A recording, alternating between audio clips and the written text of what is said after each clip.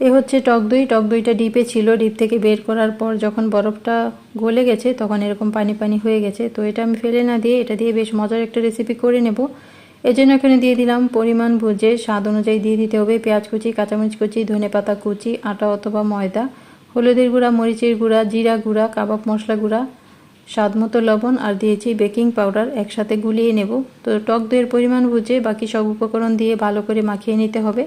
আর সব শেষে দিলাম কালো জিরে। কালো জিরে ভাজা পোড়ায় দিলে খেতে যেমন মজা হয়, খুব সুন্দর একটা ফ্লেভারও হয়।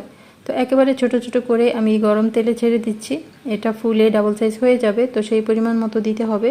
তো আমি যখন ছোট ছোট দিয়েছি এগুলো ফুলে দেখুন একেবারে গোল গোল শেপ হয়ে ডাবল সাইজ হয়ে গেছে। এবার দুই পাশ আমি লাল লাল করে মচমচে করে ভেজে তেল থেকে তুলে উপরে চাট মশলা আর চিলি ফ্লেক্স দিয়ে দেব। বাস হয়ে গেল একেবারে বেশ কুড়মুড়ে একটা স্ন্যাক্স। বিকেলবেলা চায়ের সাথে এরকম মচমচে একটা স্ন্যাক্স হলে ছোট বড় সবাই খুব মজা করে খাবে, আবার আপনার প্রশংসাও করবে।